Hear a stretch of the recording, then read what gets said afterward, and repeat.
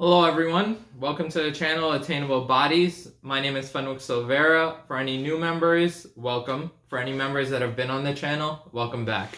So my main goal on my channel, as you guys that have been subscribed know, for any new members, let me explain what I'm all about. Basically, this channel is to promote a healthy lifestyle. For you, for anyone that you know, my main goal is to spread this channel as far out as I can to many members, just so I can promote a healthy living, right, for many different people. So I'll show you guys off my handy dandy whiteboard. If you guys know me well, I take this whiteboard like everywhere. I write down my workouts on it. I write down exactly what I'm all about, what the workout's gonna be. This whiteboard is gonna be in a lot of videos that I do a lot of discussion and explanations on, right? So, according to ACSM, which is the American College of Sports Medicine, right? That's one of the courses that I'm studying currently at school. There are 5 main components to a healthy lifestyle, right? I'm going to add 2 more, right? So right now it's what I'll call it is the 5 plus 2 main components to a healthy lifestyle. First component is body composition, right? Body composition is basically how your body is made up of. It includes BMI, right? BMI, circumferences, and waist to hip ratios, right? BMI is basically your body mass index. Body mass index is how your body is in terms of muscle, in terms of bone, in terms of fat, in terms of body fat percentage, how your body is made up. Are you fat? Are you overweight? Are you obese? Are you skinnier than your height and weight should hold? It depends, right? Each person is different. So the whole point of this, right, and the whole point of body composition is to explain to you how you can get healthier in that aspect. So the first thing I'll explain about, right, and I'll have other videos that go more into depth on this. So body mass index, right, is basically how your height is associated with your weight. So you have a weight that you would step on a scale. You find out how much you weigh, whether it be in kilograms, whether it be in pounds. Then your height is obviously how tall you are, whether that be all in centimeters, whether that be in inches and feet, right? So as an example, I'm 6 foot, 185 pounds. 6 foot, 185 pounds, right? BMI is done in kilograms over meters squared, or kilograms meters squared, right? So what I would do is, as an example, I live in the USA, so my height is going to be 6 foot, right?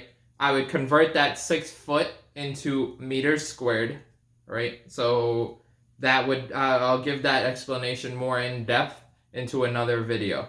Also, I would convert my weight, which is in pounds in the US, I would convert that to kilograms.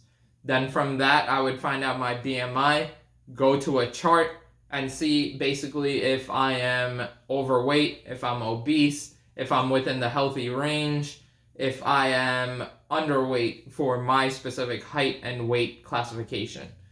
Now, for height and weight, BMI isn't the tell-all, meaning that if you have BMI, let's say you're really muscular, right? BMI isn't going to give you the tell-all, because if, let's say, you're really muscular, you're going to have a heavier weight than you should have for your height. But overall, you're really muscular, right? So BMI isn't the tell-all. What I want you guys to focus on is focus on the eye test, right? If you can look in yourself in the mirror and you look really muscular, BMI isn't going to be that important to you. If you look at yourself in the mirror and you see that, oh man, I'm pretty fat, right? Now BMI is going to be more important to you. Now you're going to look at yourself in the mirror, focus on that classification where you are on that BMI chart, and then go from there. Also, I could explain the calculations, but they have plenty of BMI calculators. All you really need to do is figure out your weight on it by stepping on a scale, figure out your height by measuring your height, and then put it into an online calculator, and you'll have a BMI. From that BMI, there's plenty of charts online that you can look at that will tell you, all right, you're within the healthy category, you're within the overweight category, you're within the obese category. My goal for body composition and BMI is to get you within that category, right? So within the healthy category, not within the overweight, not within the obese, because at the end of the day, a healthy lifestyle and BMI is going to be within the healthy category, obviously, right? The next thing on body composition that I'm going to focus on are circumferences, right? So this is going to be more geared towards people that want to feel a little bit muscular, that want to look muscular. Circumferences is also important for people that are overweight, obese. The reason why being my focus is to get you within a healthier circumference. Circumference basically just means, like, as an example, right? I'm going to measure the circumference of my waist, right? So circumference of my waist, I'm going to find the part where my sides curve in, right? Every single person has that. So as an example, right here, if I'm looking straight on, right? You see how this curve is over here? What I'm going to do is I'm going to take that curve, I'm going to take a measuring tape around that curve, measure all the way around. That's going to be my waist circumference, right? Waist circumference, hip circumferences, different types of, let's say you want to do thigh, mid-thigh, right? Circumference is going to be around the meat of your thigh. That's how we're going to focus in on those circumferences. For muscular, if you want to get muscular, right? So as an example, my goal is I want to add more muscle on my biceps, on my upper arm, right? What I'm going to do is I'm going to measure the circumference around the meat of my arm. Or what you can do is take the measure from like the shoulder to the elbow, right? Do half of that measurement. That's going to bring you somewhere around the mid part of your arm. From that mid part of your arm, you're going to measure around the circumference. You're going to get a basis. You're going to get a baseline circumference for specific areas.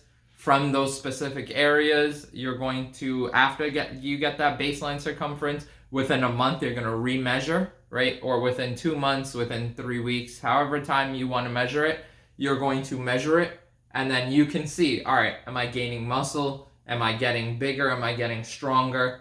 That's the goal, right? So this is very based upon goals. Now, goals is going to be very, very achievable, right? My main point that I want to come across is, if I'm going to have a goal of lose 8 pounds in a week, right? 8 pounds in 1 week is not, like, it's not going to happen, right? I want to focus on achievable goals. So if, let's say, I choose a goal of, all right, I want to lose 8 pounds in about 6 months, in about a year, right? What I'm going to do is I'm going to do whatever is necessary to lose that 8 pounds. Now, that 8 pounds, what I want to focus on is I want to lose fat 8 pounds. I don't want to lose muscle. I don't want to lose water weight as part of that, right? That's naturally going to occur, but I want to focus mainly on losing those 8 pounds of fat. So that's that as within goals, right? Achievable goals. Another thing that's part of body composition is waist to hip ratios, right? Waist to hip ratios, this is necessary because it has been researched and scientists have proven that if your waist to hip ratio is too high, now you're at a higher risk for different diseases that can occur, right? Attainable Bodies, what the goal of the channel is to get you healthy, is to get you to avoid those diseases, to avoid these problems, to avoid injuries, any sort of thing like that will make you unhealthy. Is the whole point of this channel is to avoid all of that, right? So waist to hip ratios, what you do is you measure your waist, right? So that was the point of this part, right? So the side, you measure it across, around. You find that circumference. Then what you do is you measure your hips. Now the hips that we're going to focus on, waist to hip ratio, is around the buttocks, right? So if you're standing up, well, I'll have another video that explains this a little bit more, like body composition wise. I'm going to separate these components, these different components, into different videos and explain more, give you guys the knowledge of like the basis behind what this channel is all about. So hip ratio, right, is going to be, you're going to measure the circumference around your buttocks, around your hips. Now you're going to measure that ratio, right? So waist to hip ratio. You're going to divide, basically, your waist by your hips. You're going to come out with a number. Whatever that number is, you're going to look on a chart and you're going to see if you're in a healthy range or an unhealthy range.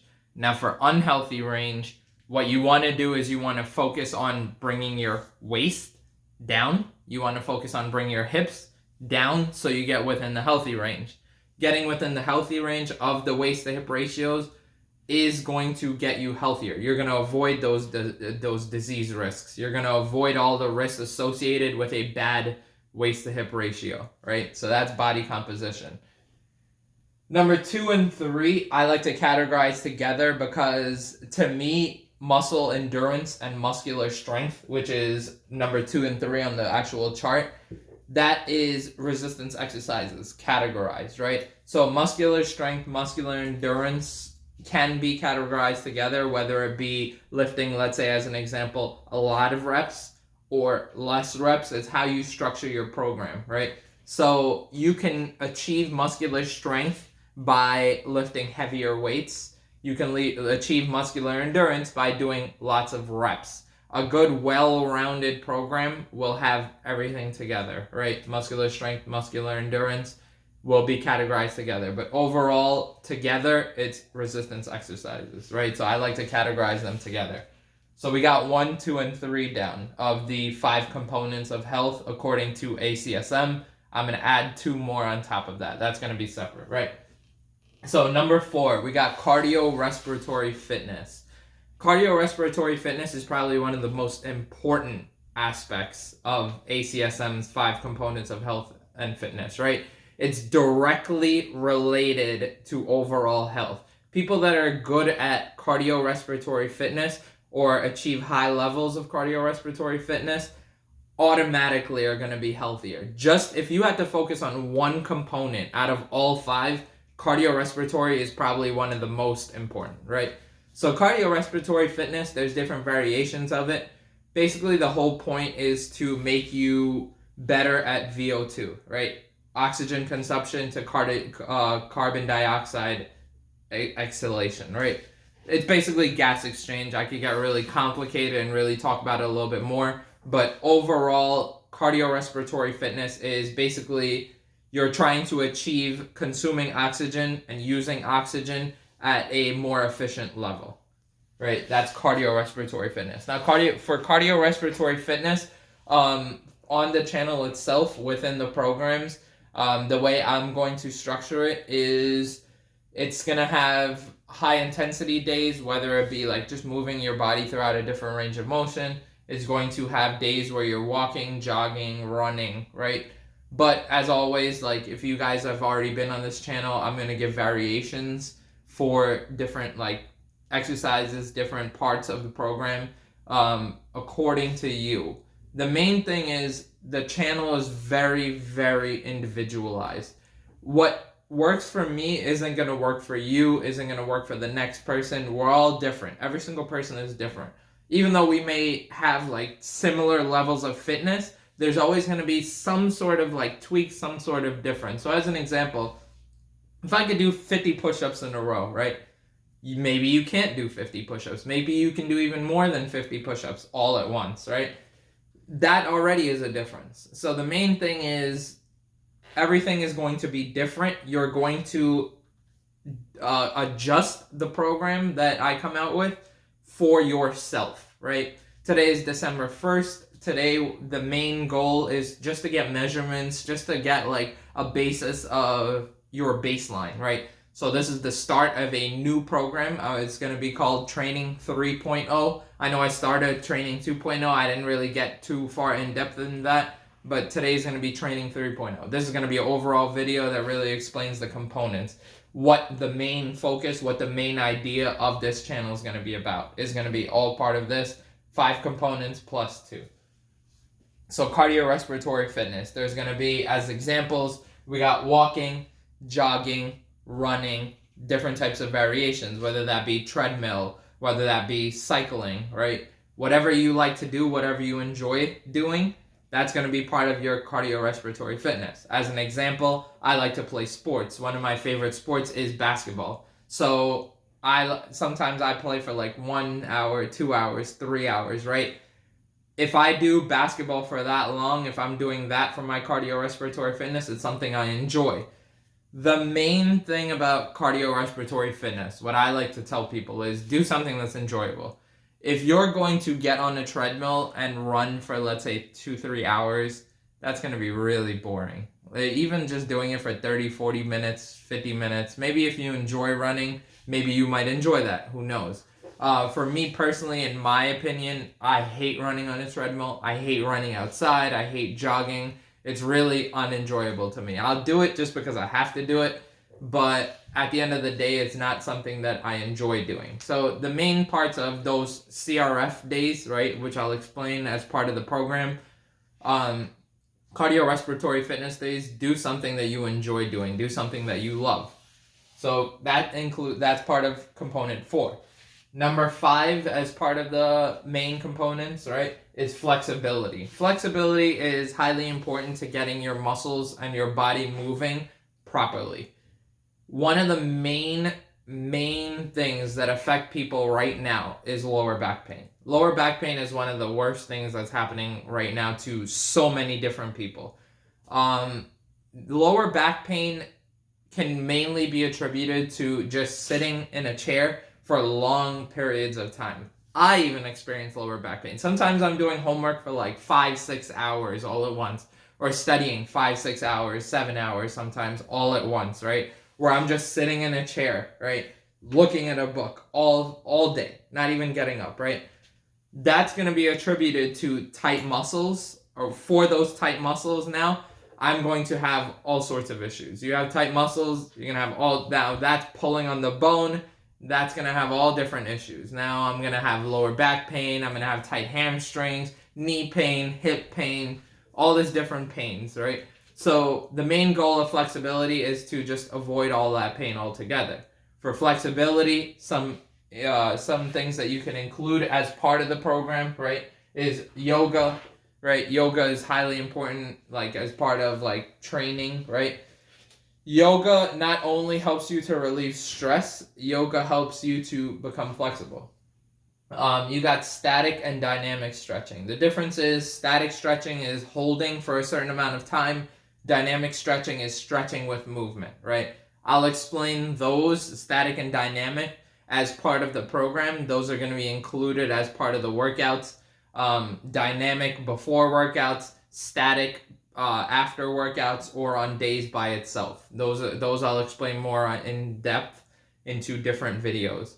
Yoga, I don't know a lot about yoga, nor am I a yoga instructor. For yoga, I would definitely suggest going on to different, what I like to do is I like to go on to different yoga channels and really like focus in and watch the videos and do it myself along with the video. One of the main channels that I recommend for sure is a channel called Sean Vigue Fitness. Sean, S-E-A-N, Vigue, V-I-G-U-E, Fitness. He's really good at yoga. It's really fun to like follow along and try and do it myself. He also categorizes very well. So he has beginners, intermediates, advanced, right? So focus in on, if you haven't done yoga, obviously you would do the beginner, right? So yoga is a really good way to stretch your body out. Static and dynamic, I'll explain that more into different videos. So those are the 5 main components of healthy lifestyle, right? That's according to ACSM. The 2 different components that I'm going to add and I feel is really good is balance, which is number 6 that I wrote, and nutrition, which is number 7. I'd like to focus in a lot on that as well, because to me, if you're going to do a lifestyle change, balance is highly important, and ACSM is recognizing that balance is pretty important. They might be adding it soon to the components of lifestyle change, of a healthy lifestyle. So it might actually be 6 main components, but for now it's 5 for ACSM. The +2 that I'm going to add, balance and nutrition. Balance to me is very important because If you can't balance, you're at a high risk for falls. You're at a higher risk for ACL tears, ankle injuries, all different sorts of injuries that can occur with not having core stability, with not having a strong balance and a strong foundation within your body, right? So for balance, the two main components within that I'd like to focus on is position holding, meaning how long can you stand on one leg for, how long can you brace and hold a high plank, how long can you brace and hold a low plank, right? Core stability as part of that, right? Which I just explained right now. Plank variations, planks itself, how long can you strengthen your core? Now, a lot of people think core is just your abs. No, core is your whole torso, right? You have your chest as part of that, your hips, your quads, your hamstrings, your lower back. All of that is part of your core. So stabilizing your core, being able to hold your body in space and being able to move your body and rotate, anti-rotation as well in space, is highly important because it'll save you and make you stronger for later on in life. As an example, let's say I'm 26 and I continuously strengthen my core stability throughout my life, right? Once I get to 65, 70, I may be strong enough to not have to worry about falls, because if I'm an older person, if I didn't really strengthen that aspect of my life, if I'm falling and I get, let's say, a hip injury, I break my hip, I'm already at a mortality rate of like really high. So I can die off of that. God forbid. Hopefully, I'm not saying that will happen, but that could happen. So one of the main things I also want to focus on is balance. Another thing that I'd also like to focus on is nutrition, right? If you're not eating right, if you're eating garbage, if you're not eating well, already you're at a high risk now. You're at a higher risk for cardiovascular problems. You're at a higher risk for obesity. Obesity, I already told you, has so many issues associated with it. All these diseases that can occur with obesity. So nutrition is very subjective. The reason being is what may be healthy to me may not be enjoyable to you. So as an example, if I love to eat spinach, you don't like to eat spinach, you don't like to eat veggies, as an example, right? That is not going to be enjoyable for you. That isn't going to be an aspect that you really focus on, right? Nutrition. Proper nutrition is, and I'll base this on being very general on this. Proper nutrition is eating a healthy diet, right? I hate using the word diet, so just ignore the fact that I just said diet, right? Eating healthy, you should know what is healthy, what isn't, right? There's a huge difference between eating a sweet potato or a regular white potato and eating potato chips, right? One is more processed, potato chips. One is less processed, you're eating the potato itself, right? That is going to be the main basis behind what nutrition is all about in this channel. Nutrition is eating as close to whole foods as possible, but don't cut out bad foods as well. So, as an example, I enjoy pizza. I love pizza. I don't cut it out completely, because now when I'm craving pizza, if I don't get a chance to eat pizza at all in my diet, what I'm focusing on is not eating pizza. Now that day that I am going to eat pizza, let's say I'm at a social gathering, I'm hanging out with friends, they order pizza, I'm pretty hungry, I'm going to eat 8 slices. Now what was the point of the diet? What was the point of what I was doing, right? Nutrition, highly important, right? What you want to focus on is, as I said, eating whole foods more, and then having junk every now and then, right? That's nutrition. Proper hydration, right? So as an example, I have a giant bottle that is clear plastic, right? On that plastic, I wrote specific times on the bottle. I'll show you guys in a nutrition video. As I said, I'm going to go into more in depth into each one of these components and give you guys information as to how to use these components as part of your healthy lifestyle, right? More in depth in different videos. But proper hydration, what you want to do is you want to drink water all throughout the day, right? As much water as you can. You can overdose on drinking too much water, right?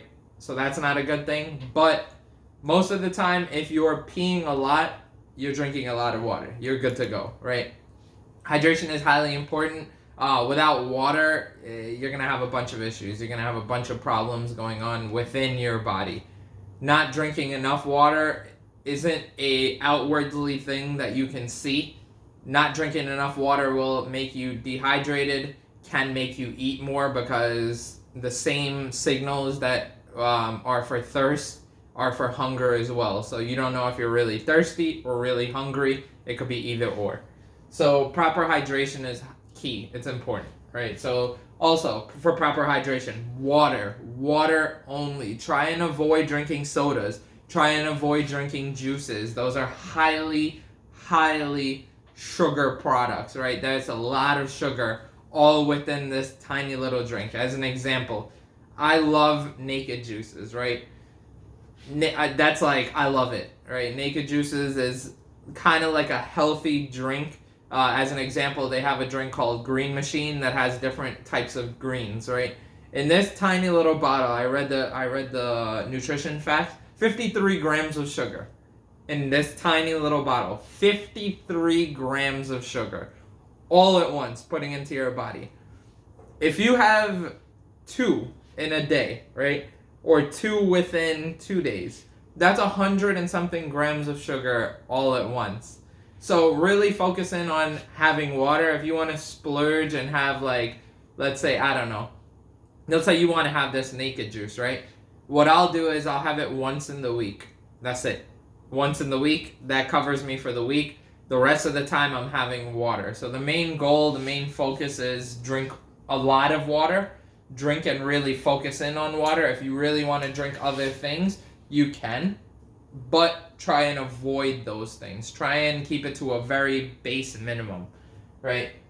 Also, what I like to do, I'll go more in depth in this, is I like to think of eating as debt, right? Debt being, like, as an example, I'm a college student. I'm already in student debt because of school, obviously. So think of it as debt, right? So debt is what you have to pay, right? So let's say I'm, I don't know, 10 pounds overweight, right? 10 pounds overweight is, think of it, 10 pounds of fat overweight. 10 pounds of fat. 1 pound of fat is 3,500 calories. 1 pound of fat, 3,500 calories. So if I'm 10 pounds of fat overweight, that's 35,000 calories. That's $35,000 in debt. I'll go more in depth on this to really, like, explain to you guys. But how I like to use it is, all right, if I'm $35,000 in debt, now I got to bring that down, right? I want to bring that debt down without adding on to that debt. So, as an example, if, let's say, I have a slice of pizza. In that slice of pizza, let's say it's 1,500 calories, 1,600 calories, right? $1,600 I'm going to add into my debt, right? If I'm 35,000 already and I'm adding another 1,600, right? Or 1,500, let's say, as an example. It's easier math. Now, 3,500, you're going to add another 1,500. So $36,500 in debt I am now. What I'm going to do to try to reduce that debt now is I have to work out. I have to exercise, right? Exercising, proper nutrition is going to be allow me to lower that debt. So if I'm 36,000, I ate that slice of pizza, right? $36,500 in debt. Now, if I want to bring that pizza down, I have to work intensely, like extremely intensely, to be able to burn 1,500 calories, $1,500. I got to lower my debt.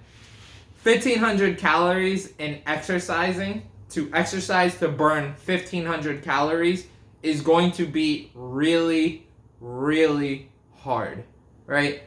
And this is why I like to use this debt analogy, because it allows me to understand, all right, how am I going to lower this debt, right? The two ways to lower debt is to work out intensely, right? Work out at your own pace, work out. But the main thing is working out and nutrition, proper nutrition, right? So if I'm choosing a 1,500 calorie pizza, right? Or if I'm choosing, let's say, a 500 calorie, I don't know, some sort of like meal or a snack or something, I'm only adding 500 calories. So I'm going to get 35,500, right, to my debt, or 36,500 to my debt. Which one am I going to choose? Obviously, it's going to be easier to burn that 500 calories off than that 36,500 calories off. So I'll explain that more often in another video, but just think debt analogy, right? Think of that as your goals, getting you to your goals to burn fat. Now, it works the opposite way as well. So let's say you're underweight for your height and for your classification, right? It works the other way. Now I'm going to be under debt, right? I'm now becoming poor. Now my goal is to become a little bit richer, basically make a little bit more money. So what I'm going to do is I'm going to start adding calories, right? So basically that's the debt analogies, and that's the 7 parts, the 7 healthy components to a healthy lifestyle. 5 from ACSM, which is the American College of Sports Medicine, 2 that I added as part of it. So that is the main components to a healthy lifestyle. That is going to be what this channel is all based upon. My goal, as I said, is to get you guys as healthy as possible. Thank you, everyone. Welcome to my channel. New members, welcome back to my channel. People that are already subscribed. Look forward to the rest of the videos. How I'm going to categorize it is I'm going to have workouts. I'm going to have knowledgeable videos that really explain these different components of lifestyle more in depth. Look forward to all these different videos. I'm going to try and stay consistent now. My semester is almost over. So look forward to all these different videos. As always, for people that are new to the channel, for people that are subscribed, don't forget to like, subscribe, and really try and share this with as many people as possible, because what I'm trying to do is, I don't care about like subscribers, whatever. My goal is to get and reach as many people as possible because of health. My main goal is to get everyone as healthy as possible for themselves, right? For themselves right now in the present, and for themselves in the future. So as always, take care, everyone. Have a great and wonderful day.